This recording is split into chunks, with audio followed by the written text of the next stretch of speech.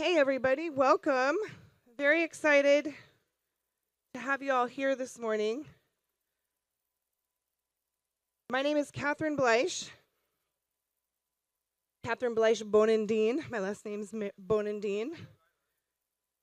I'm bringing my run a show up here just so if there's any questions about the day today, I've got my clipboard here. All right, so this morning we are talking about educating children. This is the Child Educators Panel. Very excited to have you all here today for the Sovereign Living Day. This is my personal favorite day. I love all things homesteading, do it yourself, getting off the grid, solar panels, educating children, doing the thing. This is my day. This is my jam diggity. So welcome. It's going to be a good one, and you're going to be seeing a lot of me today because of that reason itself. So my name is Catherine. My blog that I used to blog a lot on is the homestead.guru, to give you some idea of how much I love homesteading. Passion for me. And I live on an intentional community in Bastrop, Texas, 173 acres, and the mission and vision of our school of our nonprofit is around raising children in a community school environment. So we're an intentional community. I'll be doing a presentation on that later. And we run a school 4 days a week where we have homeschool enrichment classes for kids, some who live on site, some who live off site. I've been a homeschooler my entire parenthood journey in one way or another.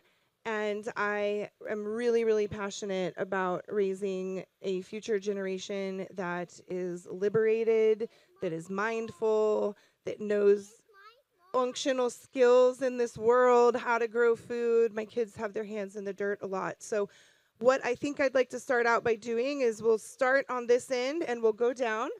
And if everybody could please introduce yourselves and how you're involved with child education. Beautiful. Thanks, Kat. That's lovely. And big fan of homesteading myself. My name's Mike Winter, and I am a founder of an event called Music and Sky, and that is a sovereignty, health, and freedom festival, and a huge, huge part of that in terms of how and I'm also a father of two and have done a lot of homeschooling and all of that. But with Music and Sky, we've done 6 of those events, and a huge, huge part of that is about the family programming and the education of the children within that event. And now we're moving into a second phase where we're developing an intentional community, a sovereign community we're calling the Music and Sky Village, where we're putting the land in the private and the PMA and with the ministry and all that. And a huge, huge focus of that, of course, is for the next 7 generations, and how we are going to integrate unschooling principles and children's self-directed learning, which is what we do at Music and Sky, and incorporating art and culture and music, and then, of course, educating through nature. So that's something we're really passionate about, and as a father of 2, it's my favorite thing to do is to be with my kids and let them educate me a lot too. Thank you. I have a quick request from the production house in the back. Can we get a fan directed at the stage, please? I got some speakers sitting here in the sun. Luigi, Vanessa, por favor. Un R aquí, por favor. Muy calor. Gracias. Hello. It's a little warm.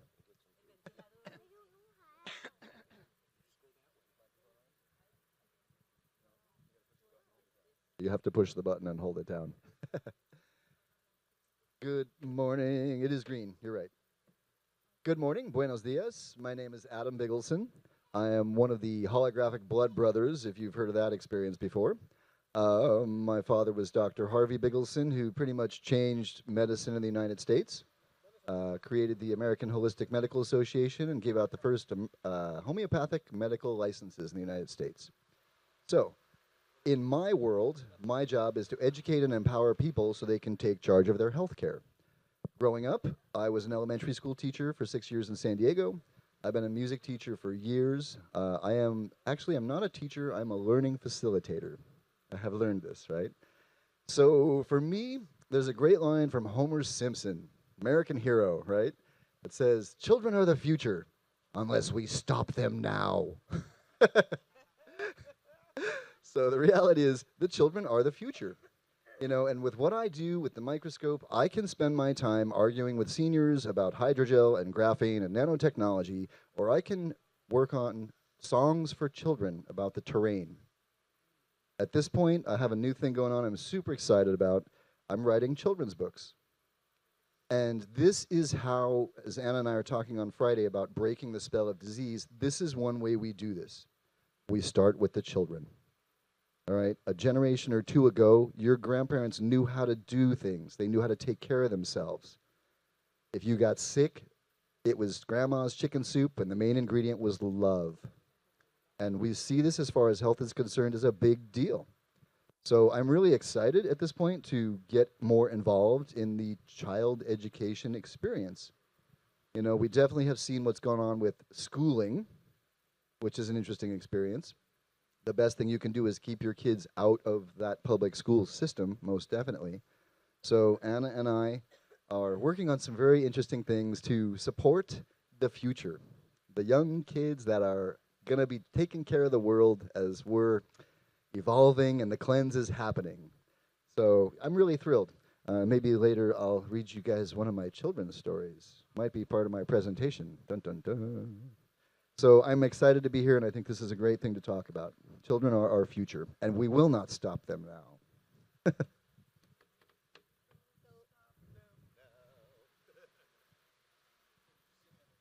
Thank you. No, the other one is not working. So I'm Ana Maria Oliva. I'm from Spain, and that's what I love my red fan, even when it's not hot.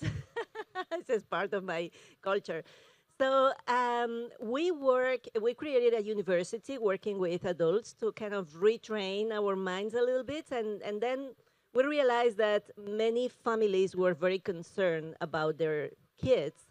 I've been a high school teacher for 10 years, and I love being with kids. I have 2 teens now, so it's the moment I'm going to start enjoying them. And we created Escuelas Vivas, who is an initiative that is being running for this is the first year. We started in September. And what we do is supporting the families that want to homeschool their kids. So we give them the curriculum organized in a way that they can adapt to their families. We give them like once a week a mentoring to see, okay, how are you doing? This is it. We have professional teachers behind that can guide them in what is they can apply that to their own families. They can adapt that. So it's nothing rigid. And what we also have is an agreement with a school that can also give the certificate, because the reality of homeschooling is very different depending on the countries. In Spain, is illegal. So we work with people in Spanish in many different countries. Some of them need some legal support. Some of them don't, but we are able to give them. So this has been a very nice thing, because many families that they needed it, so now they can homeschool their kids, not having to reinvent the wheel, because one of the main problems that happens when you go out of the system is that you think you have to reinvent everything from scratch, and you don't have to do that. So we're very happy to be able to work with families directly to help them to educate their kids at home according to their own values, because for me, the most important thing is, if we want to be sovereign in the education of the kids, we need to know what are our values. And this is something that many people don't want to do. But this is just a presentation, so I will let this for later. Hi, my name is Laura, and I'm originally from Latvia, but living in Norway. In Latvia and Norway, it is allowed to homeschool your kids, but that's different system. But still, in Norway, many parents, they think it's not allowed.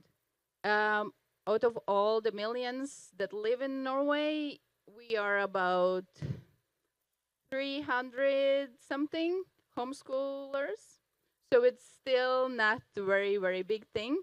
It's not like in States or Canada that you can just choose your homeschooling co-op. What do you want, So this, like last August, I and 3 moms in the village where we live, we started the first homeschooling co-op, at least in our neighborhood, and it has been doing really well. We have had, but we are open to the homeschooling kids and all the others who wants to come, after their school activities. So we have had like 30 kids coming, and it has been really, really great.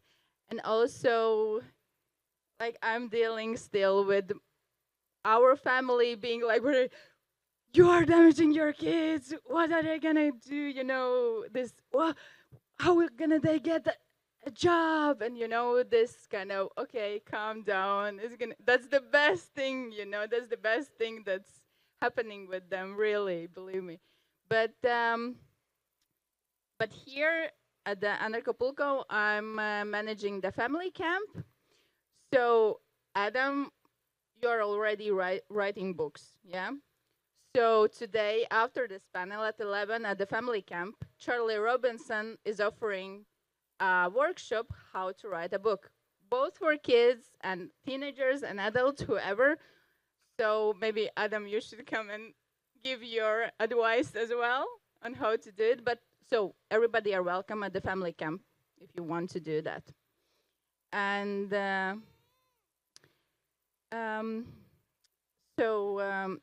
if I have started to announce what's going to happen in the family camp today, there's another very great thing happening at 3 to 4 p.m. Berhard, our shaman, that probably some of you have met already, he's like really great. He's also a father, and he's going to be our special guest at the family discussion circle, and he's going to be talking about how to keep the flame alive in couples. We talk all about the kids, and it's very easy. I think all of us have experienced this, all about the kids, how to bring them up, what's the best for them, and then you look at your partner and you maybe think, like, what is he doing actually? What does he want? Does he understand me? How, are we still in love? What This is the thing that is important to keep alive. So all of you are very welcome. 3 p.m. family camp. And then we have our most experienced kid attendees, Jade and Star. They have been present in Anarchapulco since 2018 or something. I met them in 18. If they came before, Yeah, I'm unaware, but for sure since 18. So, and they are offering a workshop together with their father, Crypto Kids, it's called. But it's basically all about the crypto and security for kids, but also for the adults. I mean, I could take the workshop because it's still so many things I don't know about the crypto and stuff. So everybody are really welcome to join them from 4 p.m. at the family camp. I guess that's it for me. Hello, I'm Jay Noon. I'm from New Hampshire. I moved to New Hampshire in 2016 to join the Free State Project. I actually grew up in Massachusetts, rural Massachusetts, if you can believe such a thing exists, on a horse farm. My father was a horse trader. When I was a little kid, my parents got divorced when I was very young, and my dad had to take care of me and my little brother on our own. And since I was about this guy's size and this guy's energy at the time, my grandmother could only handle my little brother. So my dad was forced to take me horse trading with him. And we went all over the Eastern Seaboard to horse auctions. We went to horse shows. We went to rodeos. Actually had the best upbringing. Anyways, excuse me.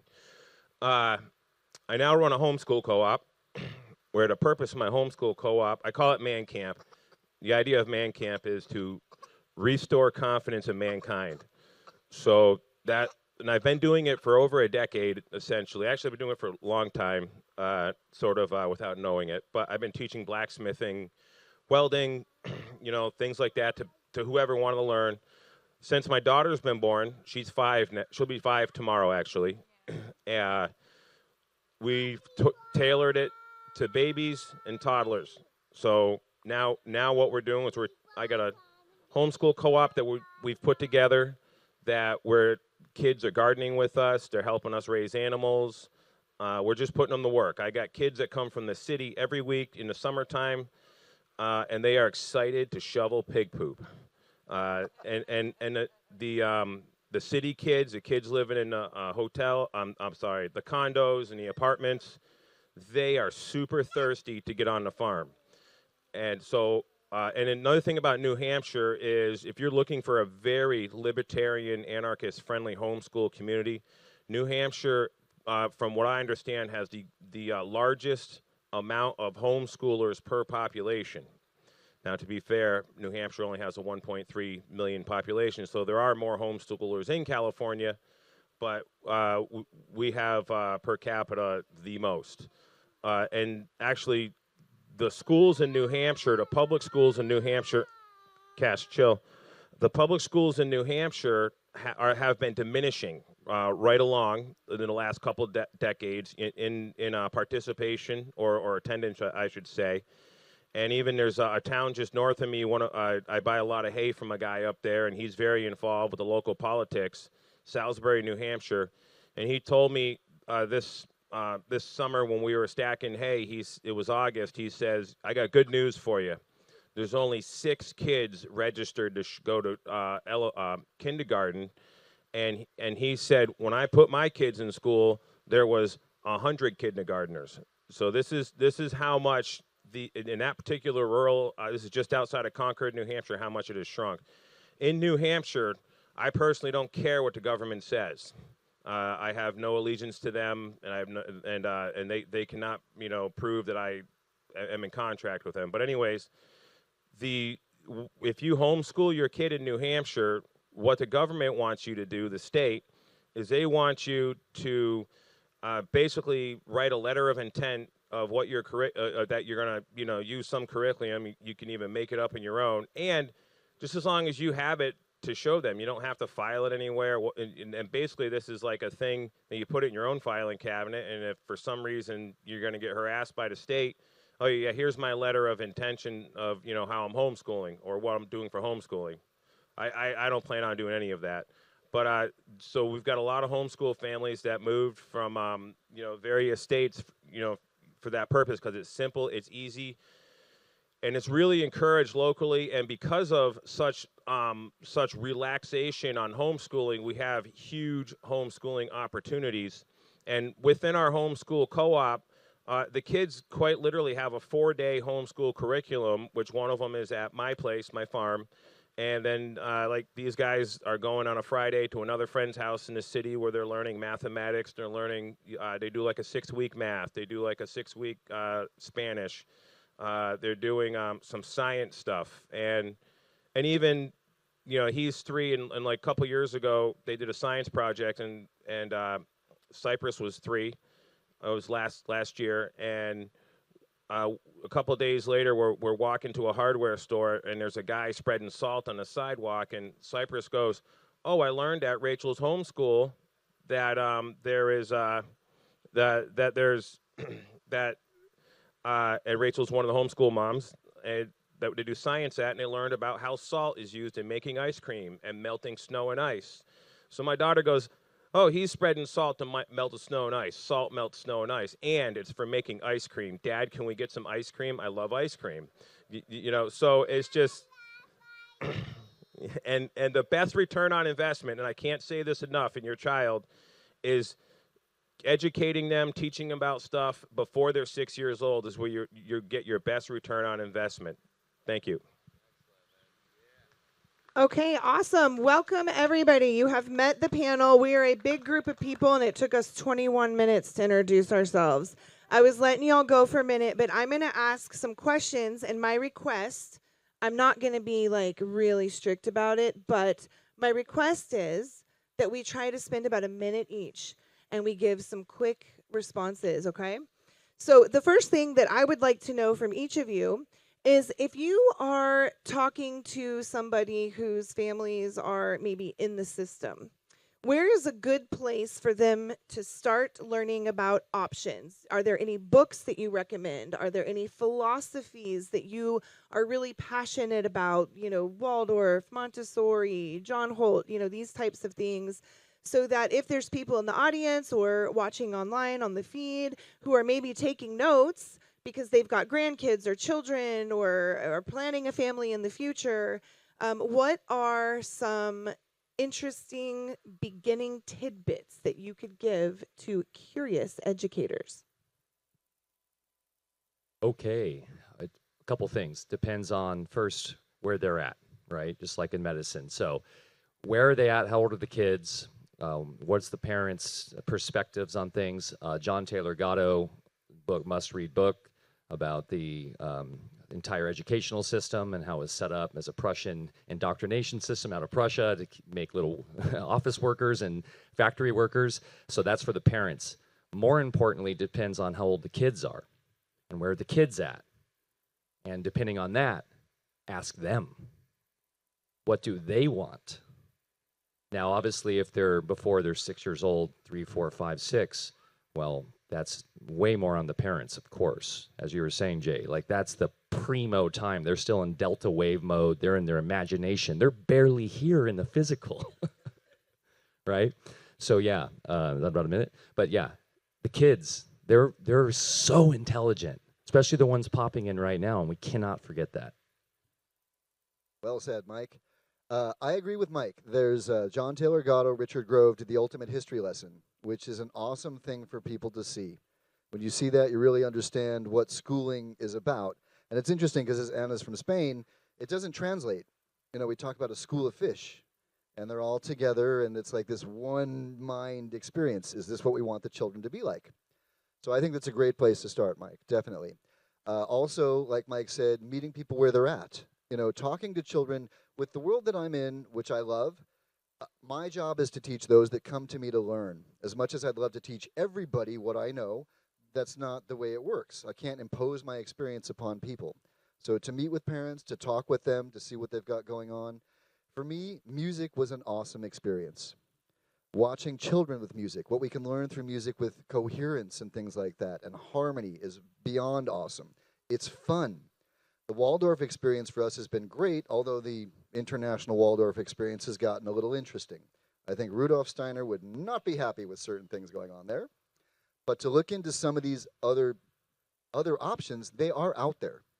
Also with Anna and I doing this Escuelas Vivas, the homeschooling experience. There's something going on with this where when the homeschoolers do their thing, Spain it was illegal, but then they can start to group and gather. And there's a lot of these places that are very open to have people visit.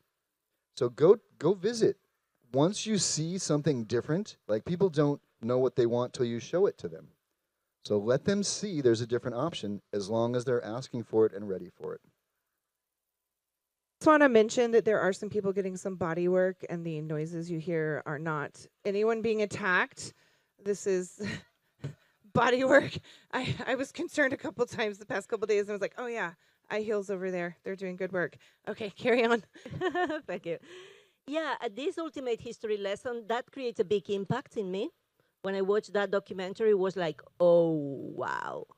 So, because there are many things that I didn't expect. I was in the system. I was teaching. I was a high school teacher for 10 years. And for me, that was the excuse to be with the kids. Was not about schooling, was not about the content, was just the excuse because I love teenagers. So I was enjoying so much of being with them. It didn't matter if it was maths or was science or whatever I had to teach. But that documentary was like, it made my eyes being make me very aware of what I was part of.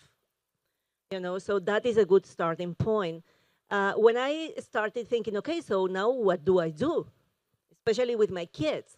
I was thinking, okay, the trivium is kind of the basics of everything. So I went to this classical education and said trivium. But the trivium, for me, has something that lacks something, that is the spiritual part. And I consider myself that the spiritual part of me is the most important in my being. So I wanted to incorporate that. And I say, okay, so how can we incorporate the spiritual part into the trivium? And I say, oh, this is the Waldorf curriculum.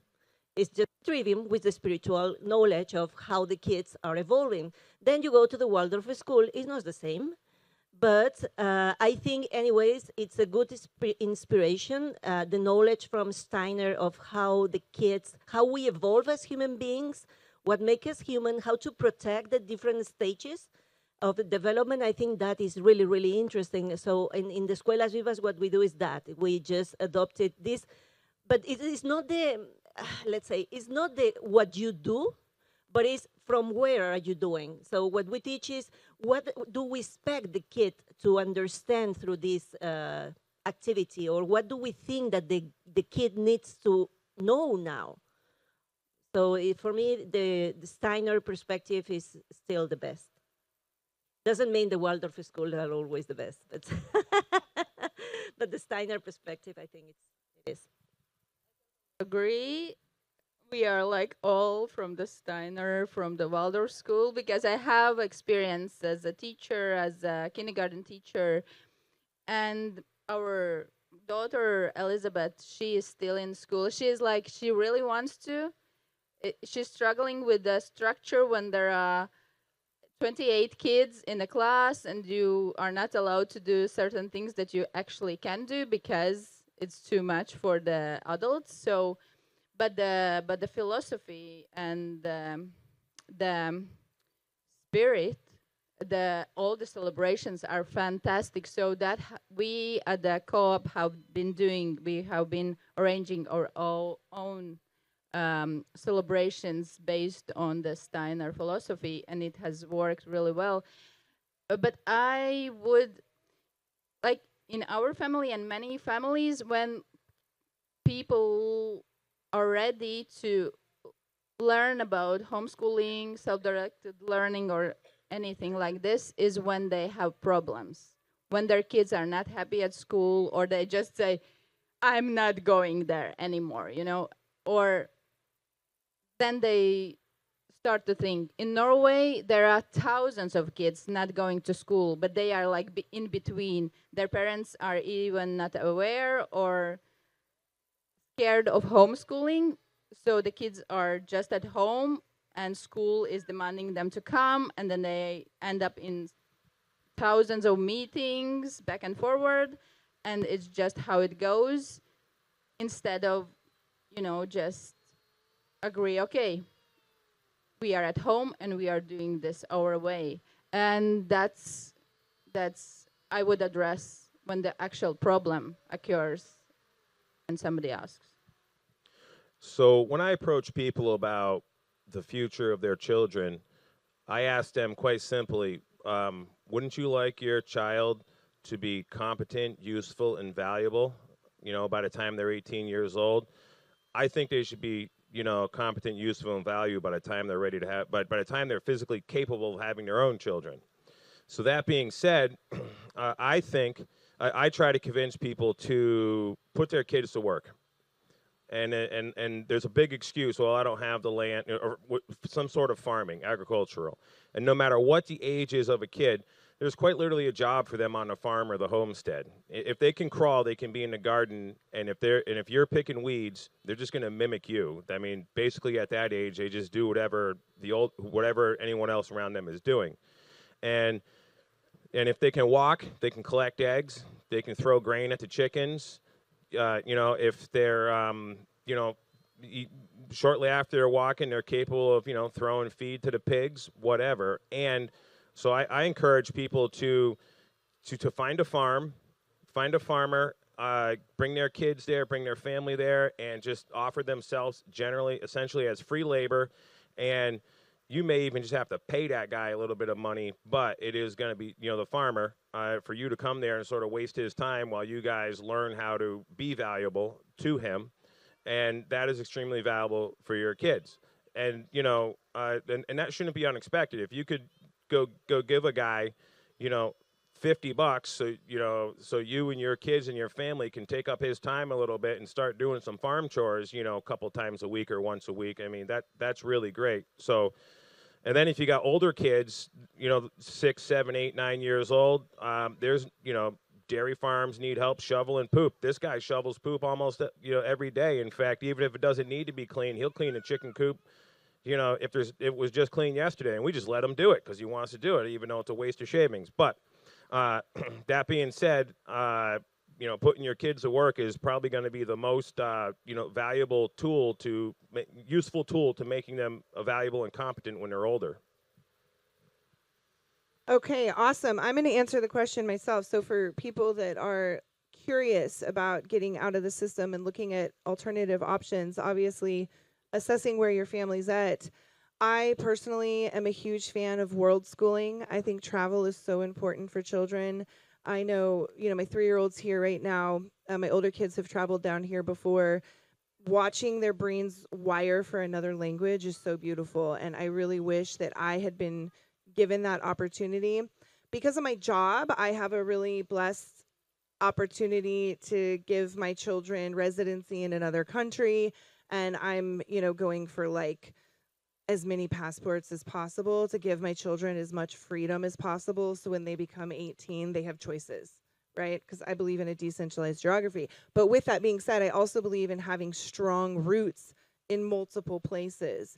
And so I ended up on an intentional community after I lived in my converted school bus with my ex-husband, and we went and we stayed in a bunch of different places for medium lengths of time, 3 months, 6 months, getting to know different ways that people were doing life. And I didn't really know what I was looking for because I grew up in the system, right? And unfortunately, my older kids are in the system right now.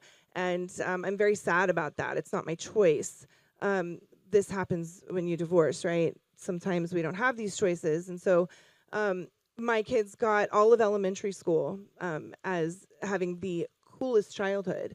And when I found Greenbrier Intentional Community, I was like, okay, this is what works for my family, right? It's got the forest, 173 acres. It's got the garden, the chickens, the goats. It's got the education. It's got the village.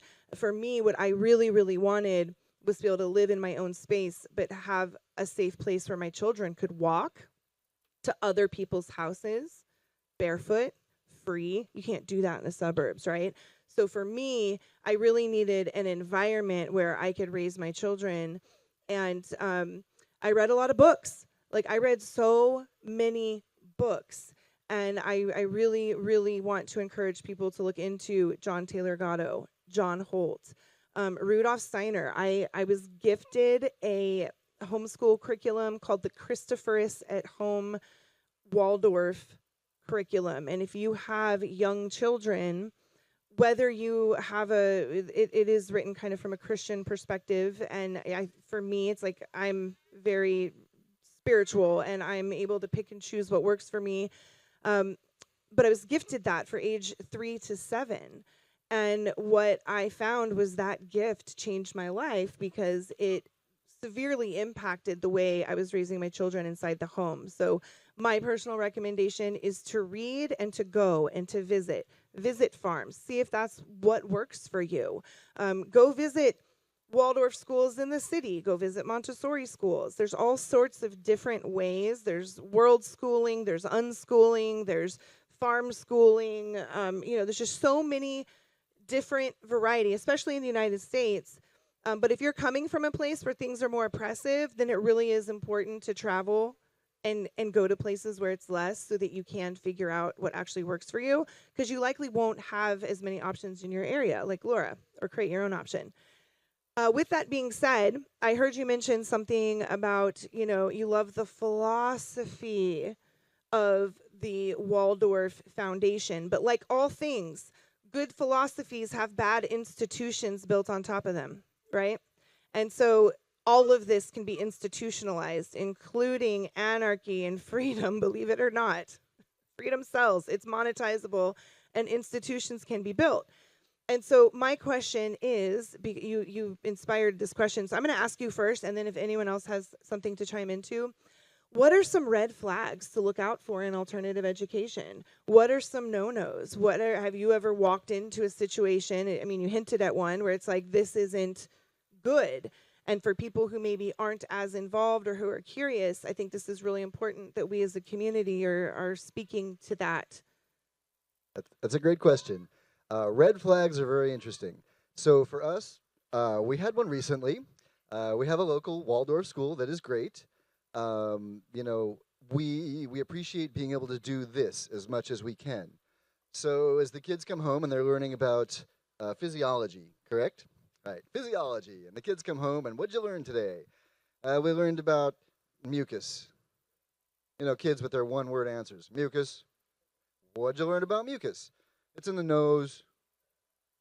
All right, and what's it do?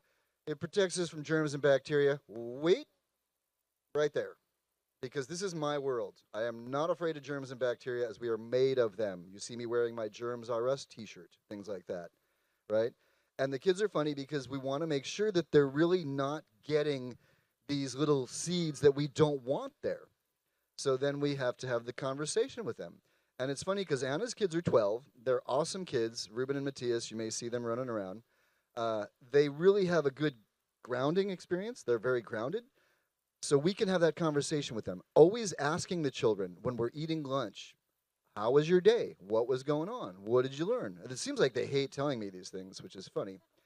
But listening to them, and it's really just asking a few questions. So then we have that discussion, and they're good because we know these things. But then they go back to school and say to the teacher, do you know how small germs and bacteria are? Do you know we're made up of germs and bacteria? If you have a net and there's a mosquito, you know, like these things with the masks and things like that. So listening to the children, asking them their questions. As an elementary school teacher, my job was to be a team with the parent. You know, parents drop their kids off at school with some unknown person. This is the most valuable thing you have in your life is your child. You drop your child off for 8 hours a day with somebody to babysit them. What is that person feeding them? Ask your children. Talk to them about what's going on. Be a part of that. And I do appreciate that with the Waldorf experience, that Anna's busy, but there is homework she has to do with the children. They're a team. It takes that village experience. So ask the questions. See what your kids are learning. Hey, Jay looks like he has a comment.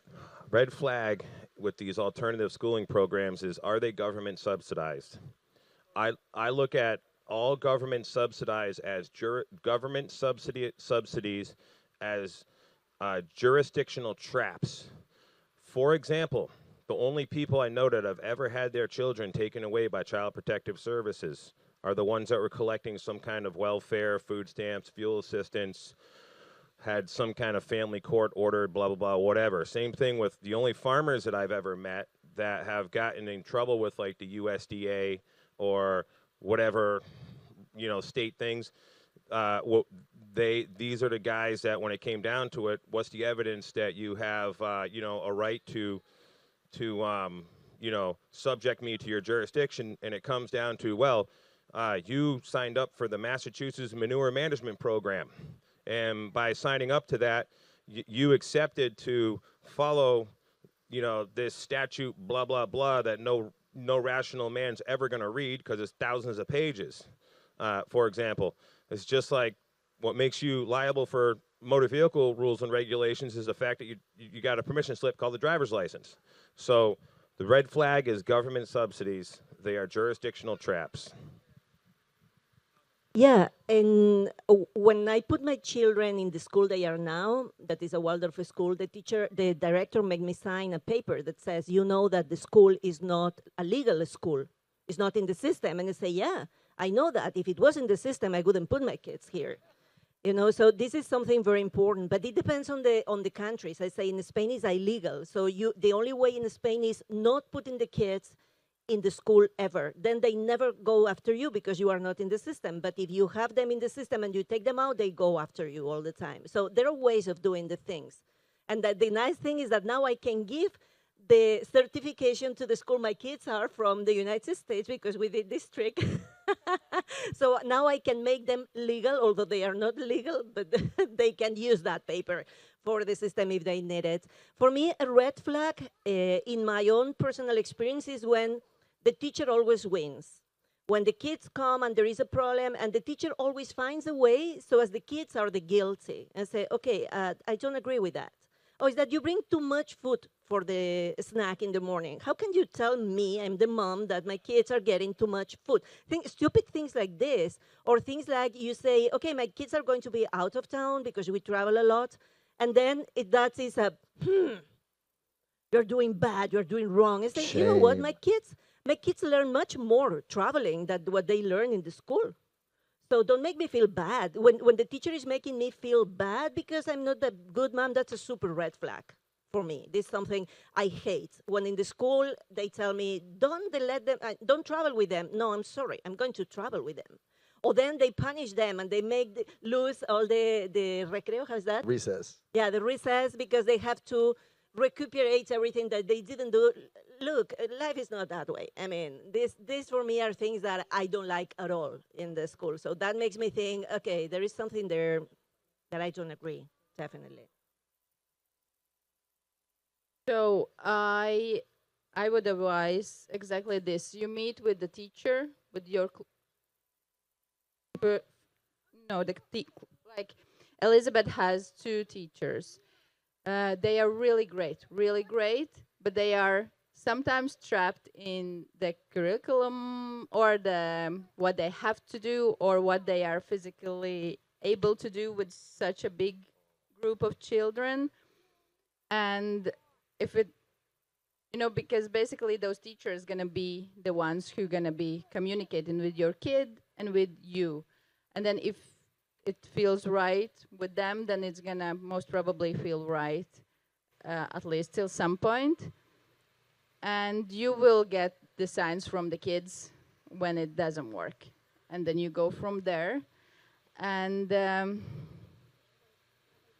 yeah, I think basically I would listen to the kids and talk to the teachers. And if they are saying like, yeah, I understand you totally, but I cannot do anything about this. This is not something that I decide, then it's also a very red flag, because if you don't have a kind of this wish or ability to be responsible for your actions, then it's already quite bad sign.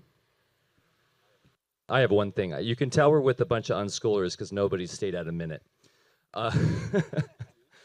I've been shocked when I go to look at some of these alternative schools how much they're integrating with technology. So a huge red flag. You have the 5G. You've got, they're giving them tablets, these 4 or 5-year-olds, and they're getting irradiated in their generative system as they're holding these tablets, hitting the most important part of their procreation, right? So this is something to be really vocal about and something to be really hip to, because even a lot of these alternative schools, they just fall into that same trap. And we know, as we saw, these two beautiful, brilliant young souls, they got attracted to this screen. Right? The dark mirror pulling them in. So that's extremely important. My boys actually asked to go back to school, and they're going to like 150-year-old scholastically, because they're 11 and 13 now, and they asked me, Dad, we want to go to school. We want to have that experience. So they're going to a very old school, private school, but there's no phones allowed during school at all. And it's handwriting, it's logic, it's reason, that kind of stuff, which is great for them right now. So just want to stress that, because that is something we're really up against right now.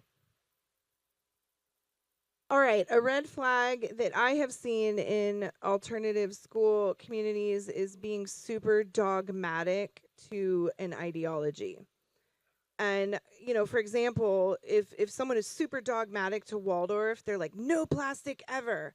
Have you seen how beneficial those magnetiles are for children? They're magnetic blocks. I have like literally 2,000 of these magnetic blocks in a trunk.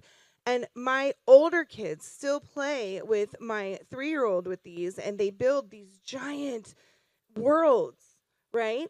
And so for me, when I walk into a community and I hear dogma, I have a red flag. And that doesn't just apply to education, right? That applies to like here.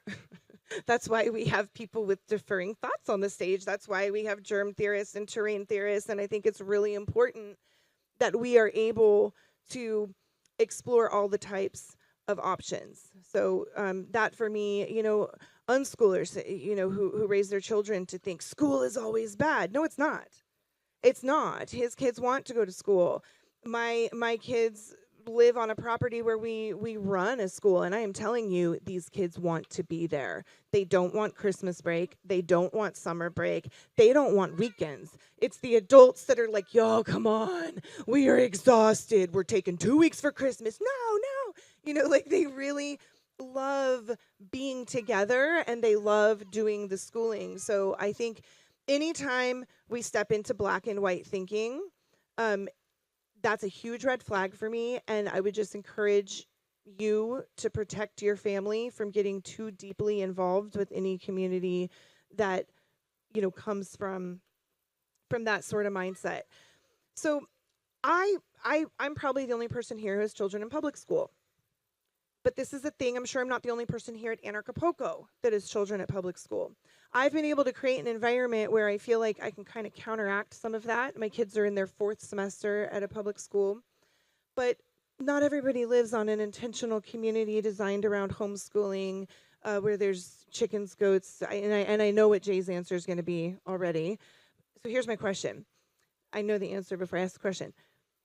If your children are in an educational institution that you're not happy with, be that a public school or even a private school where it's like, hey, I have to work. My kids are in a private school.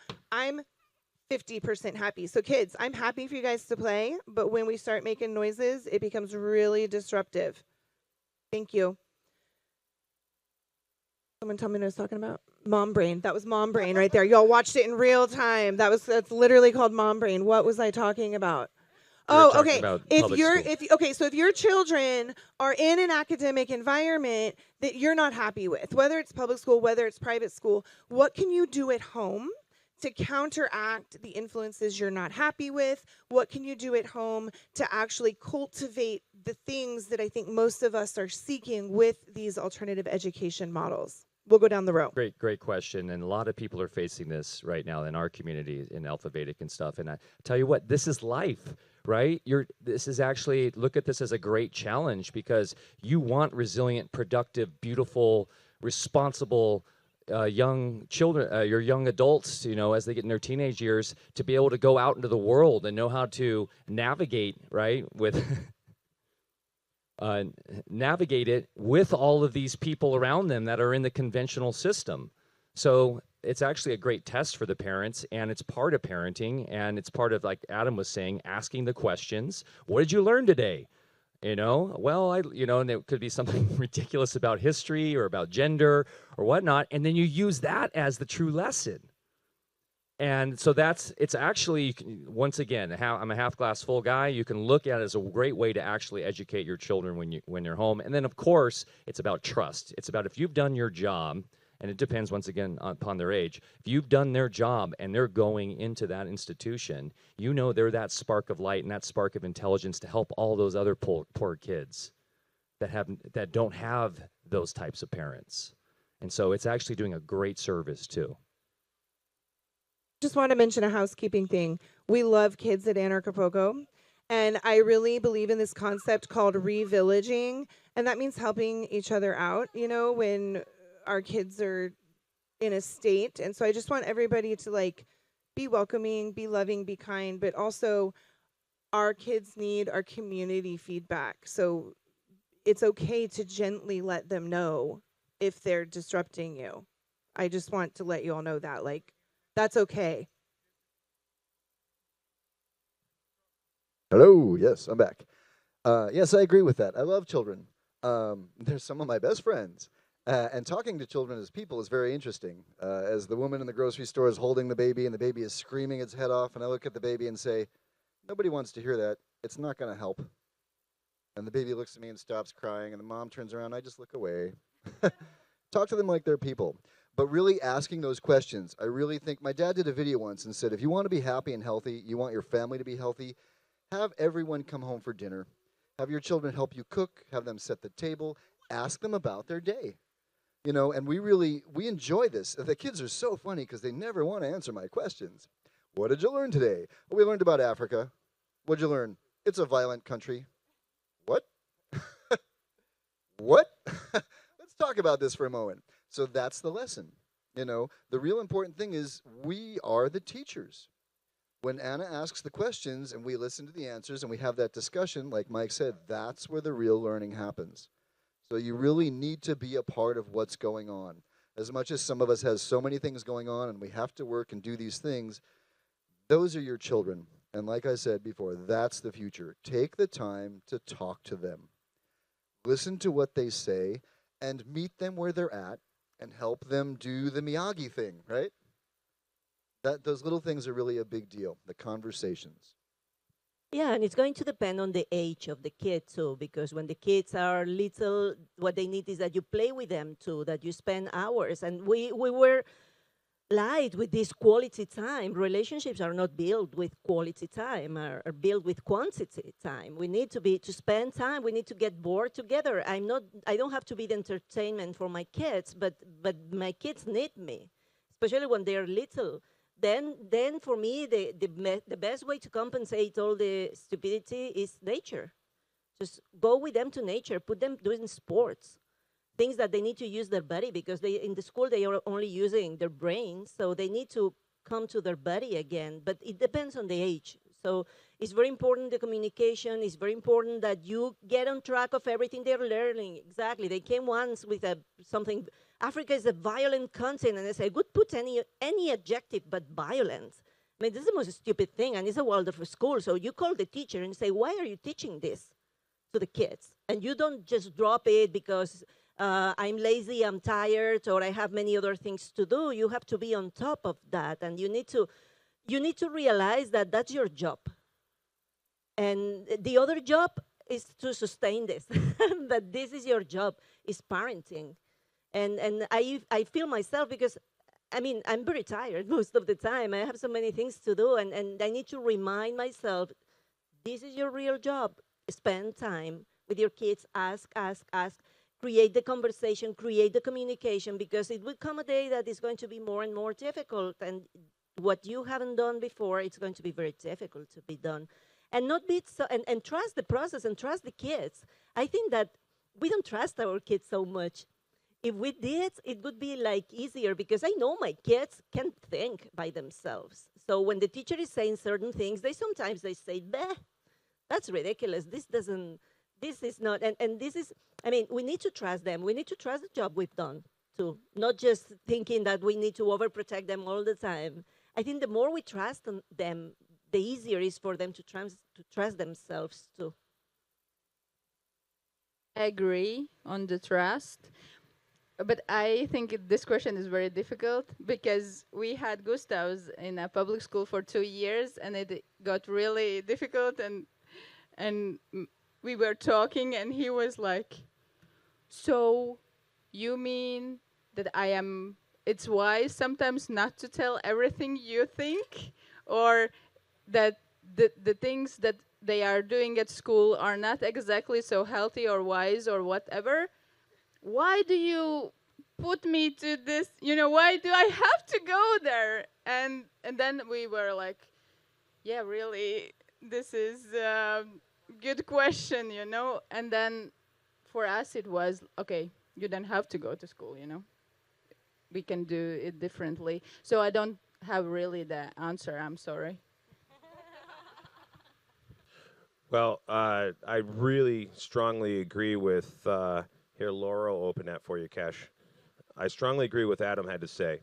That's how I grew up as a child in school. So I went all through school, graduated high school in 1998, and every day after school, my dad was he literally questioned me and then debriefed me on what we learned in school. So I can remember when I was in 8th grade U.S. history, we learned about constitutional rights and the Second Amendment. And in the book at the school, the Scott Forsman published book, it said the Second Amendment, the right to bear arms shall not be infringed, blah, blah, blah. And then the explanation was this is so we could have a strong military and police, and did not guarantee individual rights for people to own guns, is what he actually said in the school. So when I brought it up to my father, he just about had a meltdown. I never actually really seen him he was really upset about this. And the next day, we went to school together, and he totally explained it to the social studies teacher, and my dad had many parent conflicts, but conferences, and they were 90% about initiated by my father, and he was really engaged. But in America, we have a cultural problem in America where the average normie is like, well, it's not my job to teach my kids how to read. It's not my job to teach my kids how to do geography and social studies and science and math. That's why I pay taxes. This is why I get up every morning and I go to my cubicle in the city and I sit there and push numbers around and, and steal from people with paper and pen. And then I pay all these taxes so my kids be educated by the best system in the world. And they have this, false belief that this public education system is really good. And so that's a lot of the problem. But if you have to send your kids to school, and there's a learning step. And it's the other thing too. I was put to work right after school. When I got home from school, there was 25 stalls that needed to be cleaned every single day. And I didn't even get paid for it until I was about 12, I guess. But so I had something to do. And honestly, I would have rather have been at the farm cleaning the stalls than sitting at school. And my dad would be like, why do I have to go to school? Well, because there's these thing called truancy laws. You'll be taken away by the state, and I might go to jail if I don't send you to school. And, it's not far from the truth, and that's kind of the way he understood it then. Once he got a little wiser, he took my younger brothers out of school shortly after I graduated high school. I was the oldest. But question your kids, interrogate them politely, and then debrief them. But a lot of parents come home from work. They go right to their addictions and devices, watching their shows or, doing whatever because, their soul's basically being drained by their slave job. And it's just a mentality we got to work on. And it starts with, we got to start by just not letting the kids get into that mindset even to begin with. It's really hard to fix people who have gotten into that mindset. All right. We've got 2 minutes until we have to be off. I'm the next speaker, so I hope you guys stay. What's going to happen is I'm going to collect their mic, and I'm going to give them 30 words or less to tell us how we can find them and learn more about what they're doing. Alphavedic.com, musicandsky.com, mikewinner.com. Oh, wow. You did it in 10% of the words. Thank you. Type up my last name, Biggleson, B as in boy, Igelsen, and you'll find the Biggleson Academy and many other wonderful things. Thank you. Thank you. Here we go. So livinguniversityofterrain.com, escuelasvivas.com, or anamariaoliva.es. Lovely. Laura? So you will find me at the family camp at 11 o'clock. Now we're going to have Charlie Robinson. How to write a book. Charlie Robinson is here, ready for us to write a book. Okay, Laura, hit the 30 words. I'm Jay Noon. You can find me here on the stage just after Joel Salatin's. I'll be on at 4 o'clock. You can also find me, my website is jnoon.com. I am also J Noon Man Camp on Twitter, and you can find me in New Hampshire. Okay, cool. My name is Catherine Bleish Bonandine. You can find me every year at Anarchapulco. You can also check out my blog with my personal story of overcoming coercive control at sovereignliving.com. And if you want to see some ancient articles about homesteading, go to the homestead.guru. By the way, I have no idea what to do with this website. It was how I made money viral blogging before I got a job with Anarchapulco, and it's just sitting there. So if anyone has any ideas for a website that has 600 articles about homesteading, gardening, used to be highly monetized, now it's just sitting there, I'm open for ideas. Please let me know. It is just this dormant, awesome website. Okay, thank you guys. This was our educators panel this morning.